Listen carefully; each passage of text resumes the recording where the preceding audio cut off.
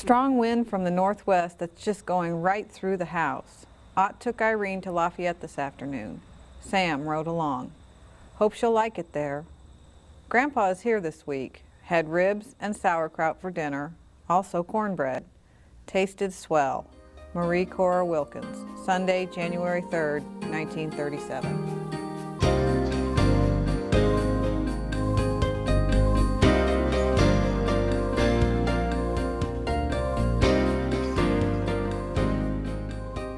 When my grandmother, Marie Wilkins, made that entry into her diary in 1937, people of the United States were still struggling. We're still trying to make ends meet. 8 years prior to that was the stock market crash of 1929, and people were still trying to recover. They also lived without luxuries, such as going to the bathroom in your own home. They went outside to an outhouse to go to the restroom. They also lived without television. They lived without furnaces to keep the house warm, air conditioning units to keep the house cool, computers, microwaves. It was a very simple time, but they did what they could to get by. Well, when I first started down on 52, of course, we had a new home. We had electricity. I had a modern home, but I didn't have a washer. We couldn't afford a washer, and I had this.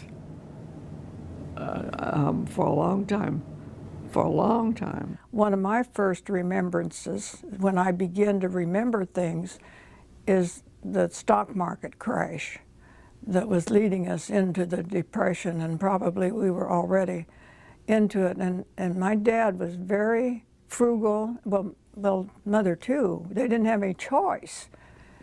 What you ate was what you grew, your garden.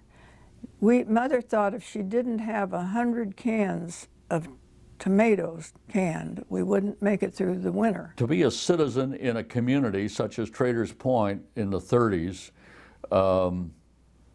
it had its advantages and it certainly had its many disadvantages. Primarily, the area around Traders Point was still agricultural. There was no industry. And the village itself was just a focal point of local commerce as far as food and fuel and so forth and so on.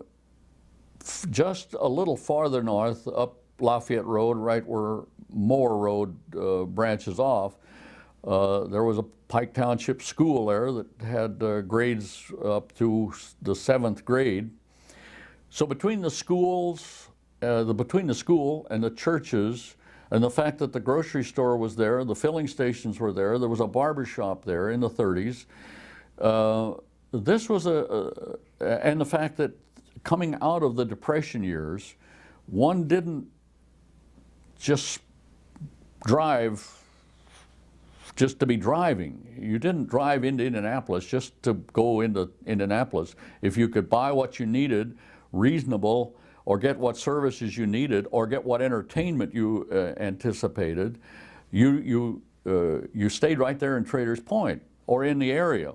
I guess in the early 30s, there were baseball teams, just put together baseball teams that would challenge a team from Royalton or Zionsville or Brownsburg or Fayette. And on Sunday afternoons, contrary to what some of the more religious ones wanted them to do, they would go play baseball. Well, we played ball and we fished and hunted some and hung out and listened to stories at the garage. There was all the older people telling stories around the garage and the grocery, you know.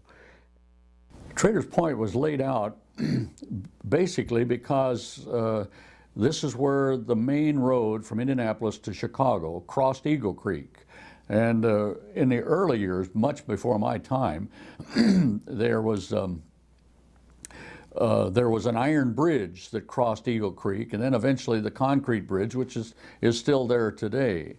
But Traders Point, from what I hear and picked up from some of the older people, was always a point of trading with the local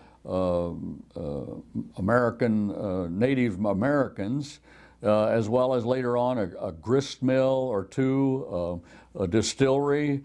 All of this brought the village into being. And so it just became a place of commerce, of supplies, and needed a grocery store, the grist mill, and things like that. But it was laid out in such a way that it was all on Lafayette Road. The houses were basically on the east side of the road.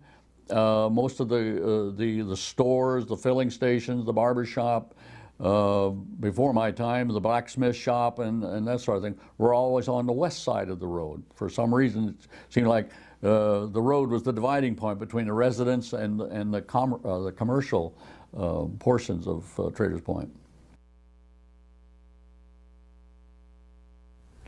Rode in town with George. Got the kid a new shirt for school, home about 5:30. The kids went to Zionsville to the show, took a bath, and went to bed. We're invited to Daisy's for supper tomorrow night.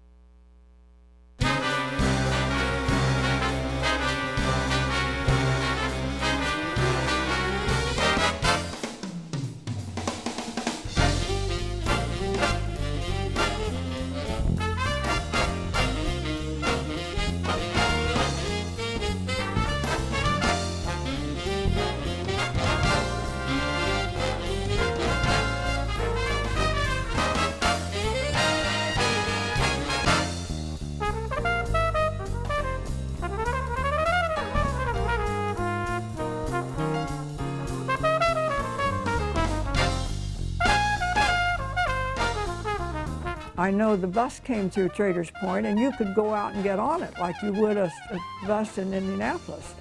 And my mother liked to go to town. She'd get on the bus and go to town and have lunch and maybe go by herself, or maybe somebody else would go with her. But this was a fun thing to do. My dad used to say that Mother would go to town one day and buy one shoestring and go back the next because she liked to go to town and buy the other shoestring.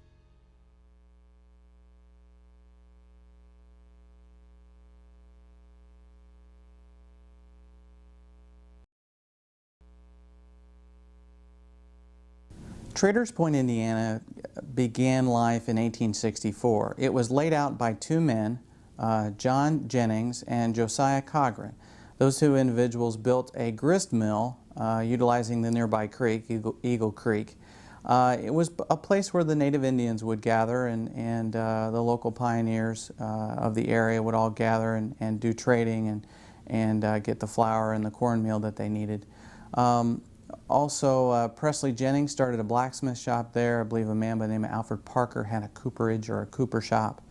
It's just a very natural place. It's where Fishback and Eagle Creek came together, and it was a great place for people to meet. At one time, there were actually three churches in the village. There was the Traders Point Christian Church, and the Church of Christ, and the Methodist Church. By the 1930s, though, the Methodist Church had disbanded, and that building became the Old Church Tavern. The two remaining churches, the Traders Point Christian Church and the Church of Christ, still have a very strong following even today.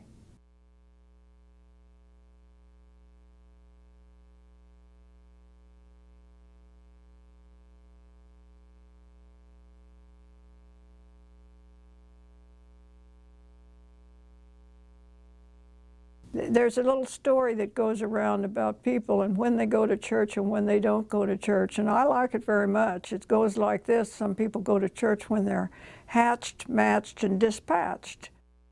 The Traders Point Christian Church, and then the other church at one time, the other Christian church, at one time they were one, in way back many years ago.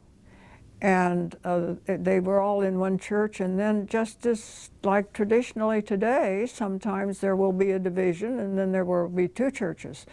So they had a little bit of a different idea about the worship service. It was nothing that was couldn't be overcome. Everybody remained friends and are friends today, but one of the congregations was more involved with having music a part of worship, and the other one had some feelings about the music in the worship that wasn't as much as the other. So they started another church, and it flourished.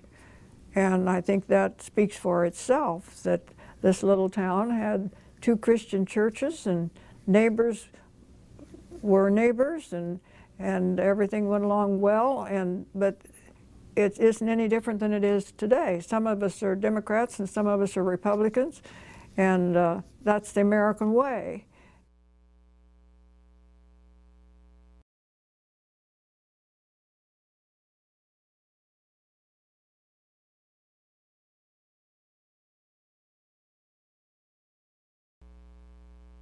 Being two churches there,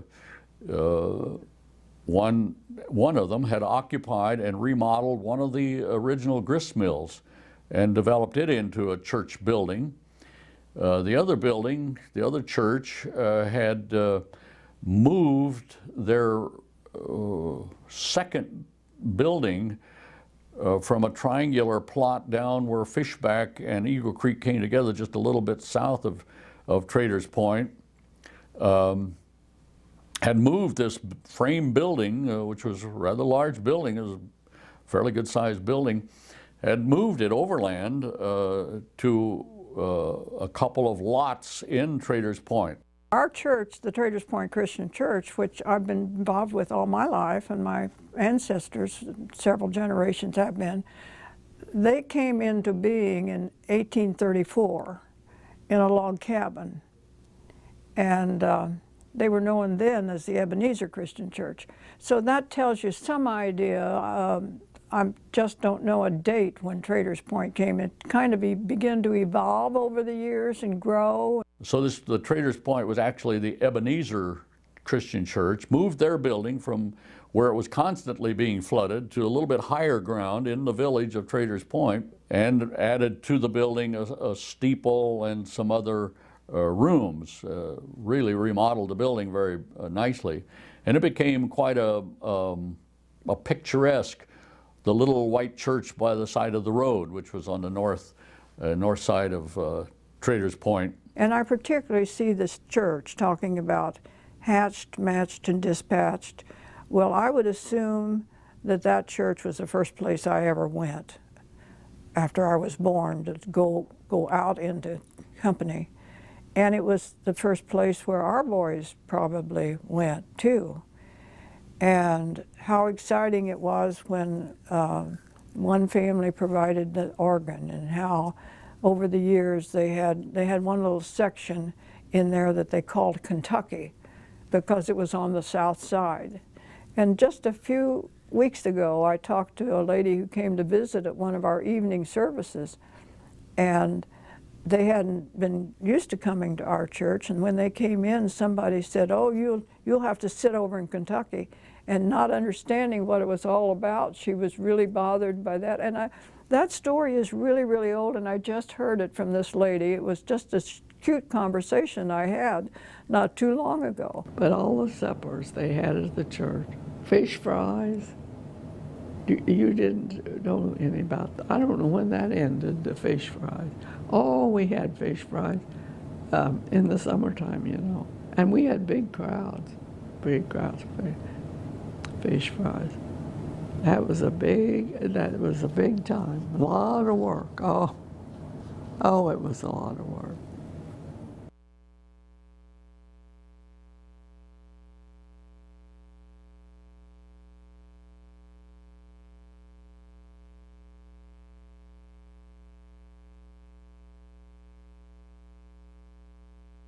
See, what I recall as Trader Point is from the schoolhouse where the Christian church is now to the bridge. That's Trader Point. As I remember, the signs for Trader Point was just south of the bridge and south of where the Christian church is now. So there was the Burden family up on the halfway up to the schoolhouse and then another Burton family, then Wilkins, then Greeley, Haichu, my family, people named Hardin and Lovett lived in the next house. Then there was the Church of Christ, and then what we called Wrestler's Little House, and then Wrestler's House. So that was all the people who lived right on 52 was on the east side. Then when you went around to the west, see, there was a road at the filling station that went west and went down the creek. It followed the creek clear down to 56th Street. And when you went there was a barber shop.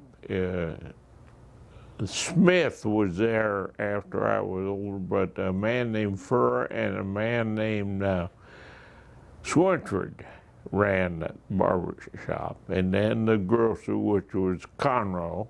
Oh, in the Lodge Hall, we had even in my time, the Oddfellow Lodge Hall, dual-purpose building. Lodge Hall on the second floor, the grocery store, really a jot 'em down store with the liar's bench out in front and all kinds of produce inside in a very crude form, with the grocer with his apron and pencil behind his ear and so forth. The two filling stations were right beside each other. One was a Standard Oil station run by Omer Ressler, and the other was a Sinclair station and a garage mechanic. That was George Wilkins's garage, was there on the west side of the road.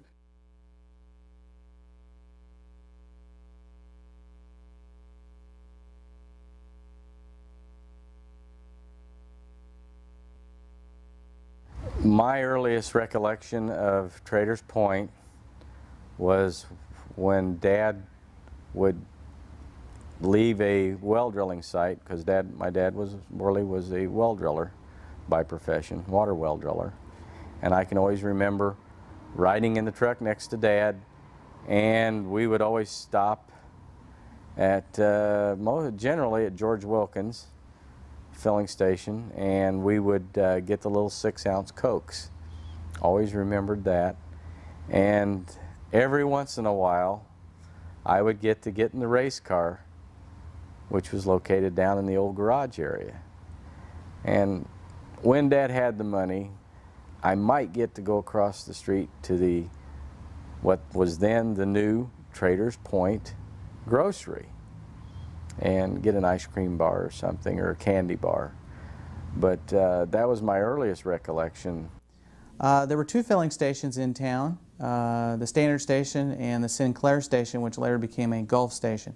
Those were run by my grandfather and my great uncle. They actually began business as a single business in 1917. They took Model A's and converted them into pickup trucks. They were very well known in the area of being top mechanics. In fact, they are featured in a very early 1920s Motor Age magazine, where the two gentlemen talk about repairing ignition for Ford make automobiles. They were very good friends, even though they had split up later on. I believe in the late 1920s they split, with George Wilkins' garage and Ressler garage being right next to each other. Interesting story, the two men, I don't know if they were daredevils or what, but Homer was missing an arm because of a motorcycle accident. But the two men got together one day, and for whatever reason, there was a Stutz test car in the area, and they had wagered that this test car could not coast from the top of McCurdy's Hill all the way down into Traders Point.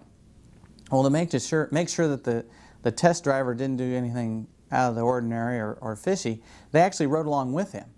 There was no body on the car, and my grandfather, George Cecil, got on the back of the car where the spare tire was, and Homer sat on a box that's next to it. And Albert Hardin, who was interviewed by Nelson Roeder, back in 1982, tells the story better than I can because he was actually there.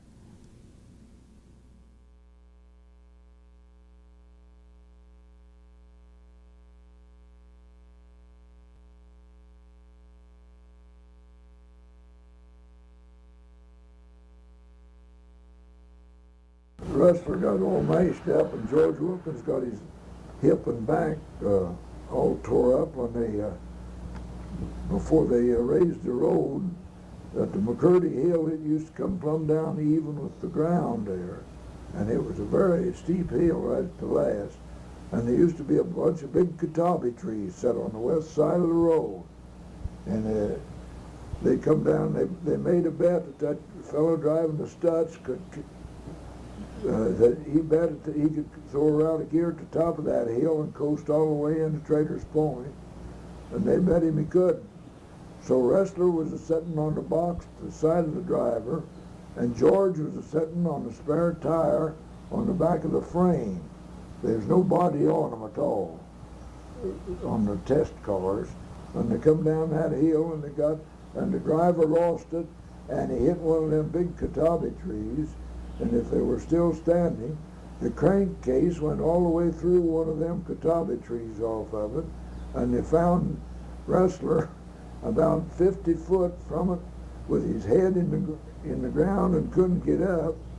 And there was a rock there, and he bounced off of that rock with his face, and that maced his nose all up. And George, they found him hanging on a limb in a tree where the back end had thrown him, and he was up hanging on a limb in that catawba tree with a broken hip. And that was before the days of rural fire departments and ambulances. My great-uncle Homer Rustler was, from what I understand, very well adapted to using one arm. In addition to being an auto mechanic, he was also a pretty good fly fisherman. He could use a shotgun. He could pretty much do everything anybody else could do with two arms. He was an entrepreneur. He did very well in the various businesses that he started up. Eddie Haichu tells a great story about he and Homer Rustler. And even though Eddie has had some medical problems of late, he still has a great memory and still remembers some great stories of Traders Point and the village. But he tells a great story of Homer where one Sunday afternoon, Homer was lounging on his front porch, and Eddie's walking by, and he motioned Eddie to come over and see him. And Homer asked him if he would clean the underside of his fingernails. Being a man who, as we call, works with his hands, he needed that to have that happen, and Eddie obliged. And I cleaned the fingernails on the sand. And we kept on talking, and pretty soon I said, Homer, give it a hand. He said, I wish the hell I could. And you can imagine how I felt. Later on, Eddie came home from serving his country in World War II. And while he was gone, Homer passed away. But one night, he was having dinner with my great-aunt Levada, he and his wife Madge, and my great-aunt pulled him off to the side and said, Eddie, I wanted you to know that Homer mentioned to me that you paid him the greatest compliment that he'd ever gotten. And that was the day that you cleaned his hands and asked for his other hand. Homer thought it was very nice that someone didn't even notice that he was missing an arm. There was also Ben Wilkins. Ben was the half-brother of my grandfather, and he actually had a restaurant on the east side of the village, and then later moved that restaurant to the west side. He sold the restaurant and started up a beehive. Had the beehive to supply honey to the local merchants, and then later on he moved out to Portland, Oregon. Of course, my grandfather had the filling station there, and when my father returned from World War II, he went into partnerships with my grandfather. He had the business, my dad did, up until he retired. My dad started driving race cars in 1946. He got his start at Jungle Park Speedway in Rockville, Indiana. Back in those days, you could run 7 nights a week, and ran midgets up until the early 50s, and actually was quite successful. He won several main events. In fact, I believe that one season he won over 35 features.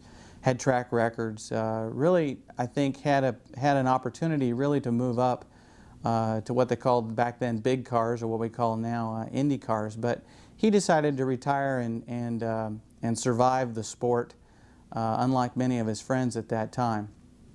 I got the bug early, but I really didn't start driving race cars till after I graduated from college.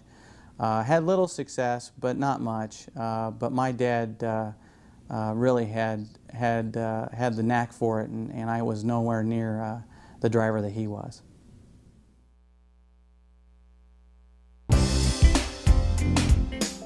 Went to qualifications with the kid and Ward. George didn't go, but wanted us to, so we didn't need much urging. Bill Cummings turned one lap at 125 miles an hour, gaining the pole over Wilbur Shaw, who had previously broken the track record. Home about 6:30 and to bed about 9:30. Marie Cora Wilkins, Saturday, May 15th, 1937. One of the aspects of being the main thoroughfare from Indianapolis to Chicago was, for instance, on Memorial Day, when the race was out particularly. It was hilarious to watch them, being that I lived with my mom and dad on Lafayette Road, just north of 52nd Street. It seemed like from 38th Street to, or actually from 16th Street all the way up to Lebanon, even the night before the 500, it was bumper to bumper. On the 30th of May, the night before, we sat out on the front porch. We lived up on that house, just south of the church, you know. My dad, we built that. And we sat out on the porch and watched the traffic go by. Oh, that was a big deal, you see. Some nights it was so cold, we almost had a chill. And then after the interstate was built, of course, that ended all of that, you see. But there was a lot of traffic on 52. There was a lot of traffic. The traffic would just be intense as it left Speedway, came north. Those people going north to North Indiana, up into Chicago, up in the region. People had spent about all their gasoline down at the station, down at the Speedway, trying to get located and get into the Speedway.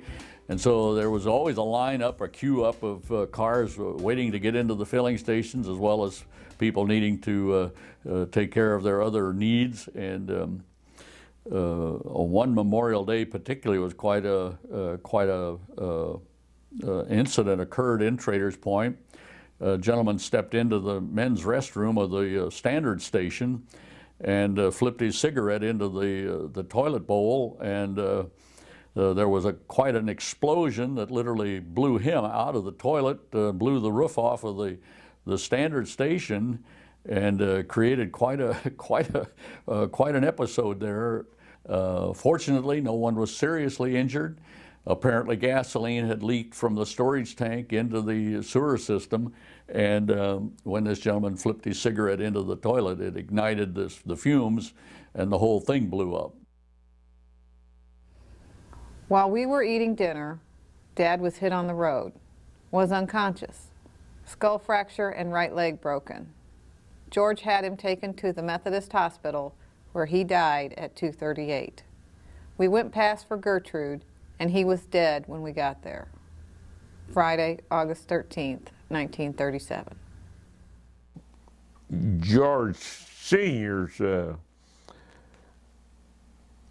father was killed, and then Mrs. and Mrs. Connor was killed during the war while I was in service.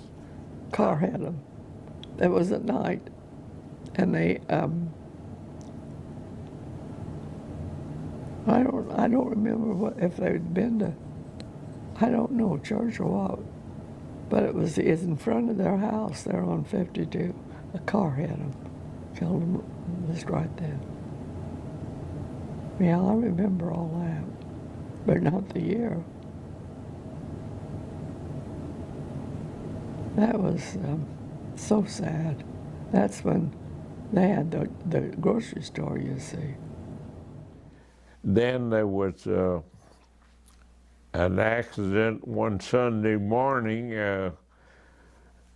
Several people hit the northwest corner of the bridge, and I think 2 or 3 was killed in that, and I don't know how many more were killed. So it was a fast stretch coming down the hill either way and going into a curve right at the bridge. And one day we were buying gas there. I don't think they pumped gas on Sunday. That's back then. They just didn't do that. Someone came barreling it down, we'd say, down Lafayette Road from the north, and didn't make the turn very well and went right by the side of our car. We were parked there to take care of our gas, and hit the bridge abutment. We had some interesting incidents between Indianapolis and Chicago. All the traffic normally went right up Road 52, and so it went right through Traders Point.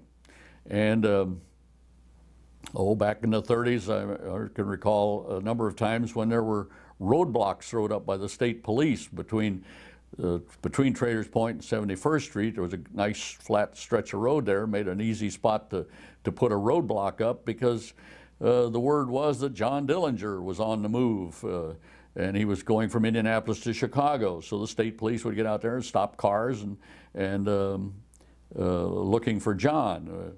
We frequently would ask the state trooper, what would you do if he did come along? He said, well, I'd probably get in my car and drive away. Road 52, as it came across the bridge going north on Lafayette Road, as it entered Traders Point, it was on a curve, and this curve, of course, was graded. And these big semis would, they weren't as big as they are today, but this was in the 30s, would come into this curve, moving very slowly, of course, and they were so slick that they literally would just slide over and bump into each other, and pretty soon the whole road was blocked with these big semis, and nothing could get through. And then as we came down through there, we joined the crowd, and we found out that one of the reasons so many people were gathering around was because one of the semis was bringing a load of Seagram 7 from Chicago down to Indianapolis, and in sliding into the truck next to it, had apparently fractured some of the bottles, and there was a fiery liquid that was dripping from the bed of the truck. And it didn't take long for somebody to realize that this was melting the ice. They were hauling whiskey, and wouldn't be long till the feds would be out there with their guns, and there were people out with their teacups catching whiskey running out of the truck. People I didn't know that they drank.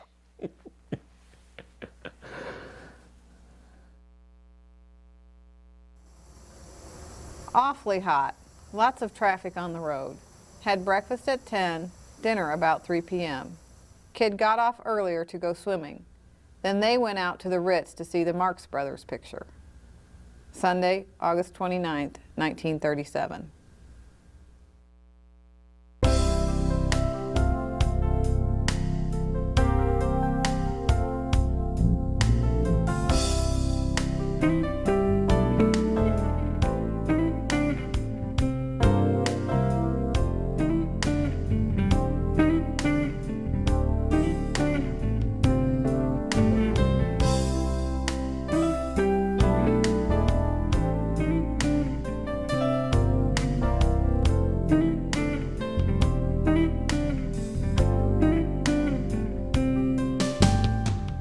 Eagle Creek had been used extensively to furnish water for these early on 1800 grist mills. And so there were a few locations on Eagle Creek where the water had pooled, and it was man-made, helped a little bit by where there was a ripple or a rapids. They would continually build this up, not to make a dam, but to raise the ground level. This would deepen these pools north of this. This water then had been diverted into a channel and brought down to the grist mills to run the power wheels.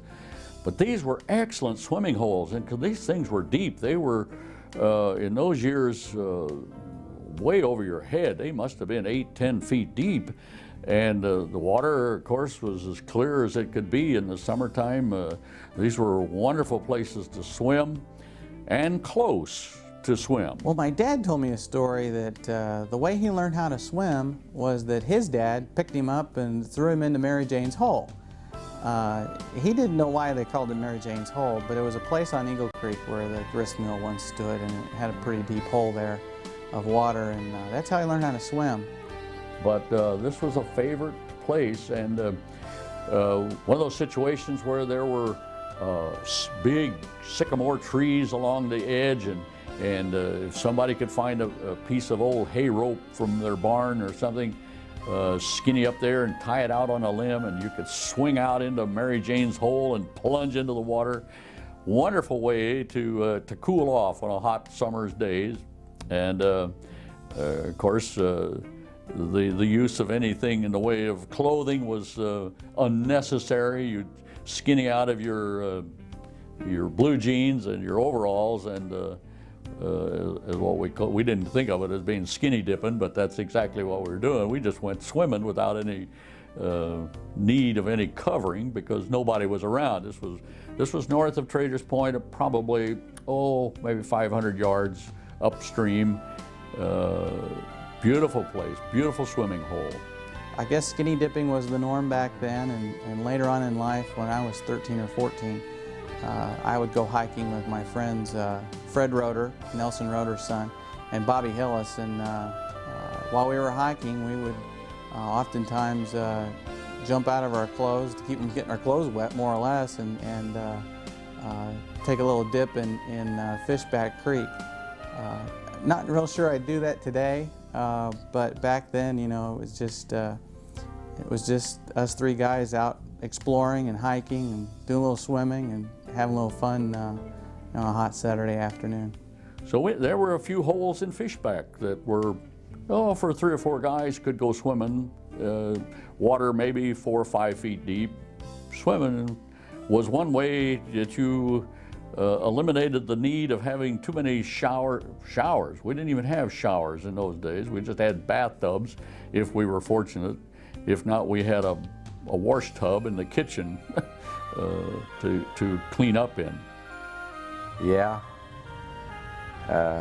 We went skinny dipping a few times, which couldn't do that nowadays, but and I don't think I'd want to go swimming in Eagle Creek nowadays either.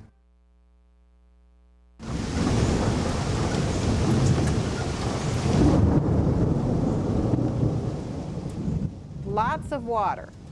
George moved the fort out about 9:30. Had breakfast. Ott's putting his pigs in the coal shed. Nearly got into the Heitschuh's house. Highest it's ever been around there. Not so bad here. Started going down about 2:30.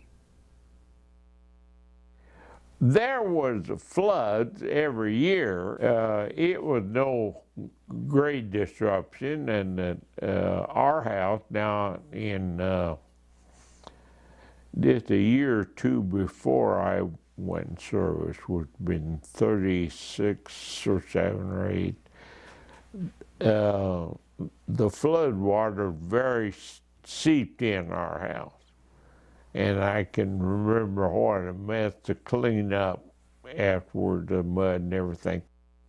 One of the problems with Traders Point was always the high water that would, it seemed like every spring, the Eagle Creek would flood. It would cover Lafayette Road that went through Traders Point and get into the basement of the church that was located down there at that time. And if you want to see a rather gruesome picture, it's seeing these pianos floating in the basement, and then they would try to get them up the narrow stairway. So the flood brought all kinds of activities, and everybody came out to help.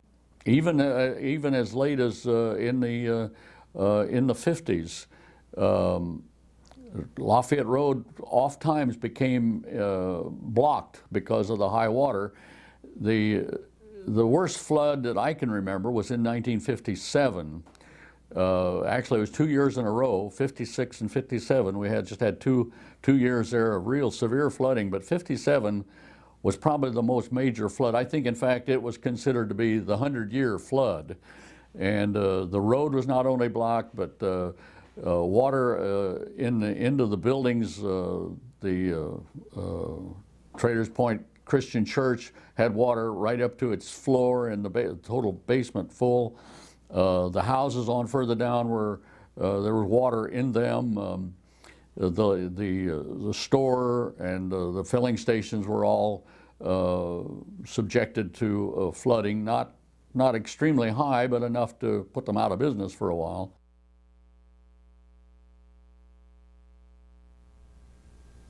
Kid got us up, had breakfast all ready. The tavern caught fire about the time we were through with breakfast.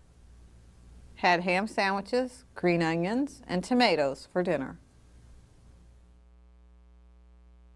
Oh, about 1958, I think it was. Those of us that lived over on this side, lived around Traders Point or in Traders Point, decided we would like to have a station located close. And the fire department and its fire board agreed that that would make an excellent spread of fire stations, one at New Augusta, one at Traders Point. So we organized, and I say we, different ones of us in the fire department,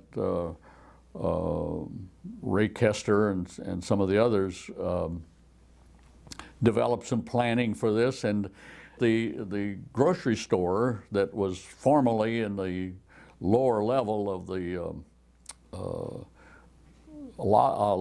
Oddfellow Lodge Hall had built a new little grocery store a few feet away, and this left this big barn-like building actually vacant, because by now the lodge had succumbed to the lack of interest, and we proposed that we rent the lodge hall and the lower level and converted it into a fire station. We put sliding doors on there and paved the interior, paved or put concrete down. And the fire department bought a Midwest fire truck, 500-gallon tank and a 500-gallon pump, and we established station number 2 of the Pike Township Fire Department. Then came the flood, then came the hog truck. Two things almost simultaneously. Within about a year, they were building I-65 from north to south. They were coming down, and they had it completed from Lafayette all the way to Traders Point. At Traders Point, they had this massive bridge to build across what was to ultimately become the reservoir. And so they built a ramp to come off the interstate, which went down Wilson Road to Lafayette Road. Then it would go down to 71st Street, where they would again get on the interstate and continue on down to Indianapolis. Well, as problem would be, and as things would have it, there was a gentleman bringing a semi-load of hogs to the stockyards. And approached this 90-degree turn right in front of our fire station, and he did not cut it down enough. And as he came around, he tried to make it, but the whole load shifted. All these hogs apparently went to the right side of the truck. And as he came off the ramp, the truck turned over. Well, when it turned over right into the fire station and took out pretty much the corner of the building and most of the front of the building. And the whole thing came over on its side, slid right across the front of our fire station, and ended up in Hazen Ward's front yard. Hogs scattered all over every place. The doors of our fire station sheared off, just like somebody cut it with a knife. And hogs, dead hogs, live hogs, all kinds of hogs running around.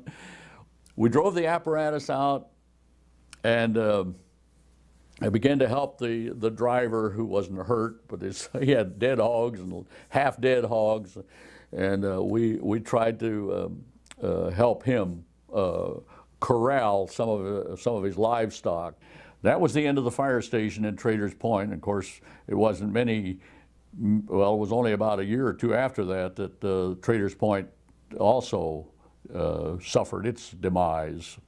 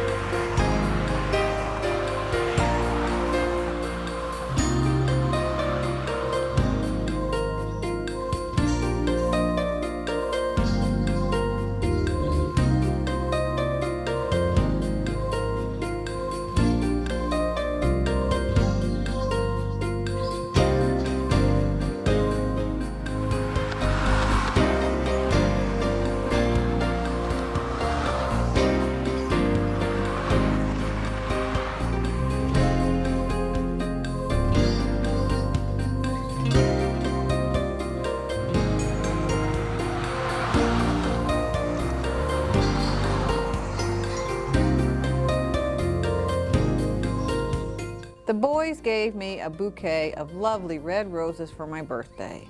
Had them sent out by bus. George wanted to take me to Sky Harbor at night, but I knew he was awfully tired and it was so cold and bad anyway. I think the fondest memories of Traders Point was the genuine friendliness and helpfulness of the people that lived in that community. Well, that I think was the love and feeling of everyone being on your side of every place you went. There was never anybody that you thought wasn't your friend. The community spirit was such that it was based more or less on helpfulness. The men that ran the grocery stores and the filling stations during the times when money was scarce, during and shortly after the Depression years, they're in the late 20s, early 30s, carried a lot of people on their books.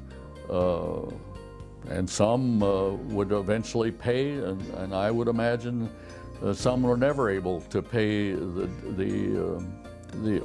they owed these merchants. So all of those things have interwoven our life as a community, and then we think back to the early days of how it really did receive its name in the first place, and we think of the people who are there, and we just give thanks that that's part of our heritage.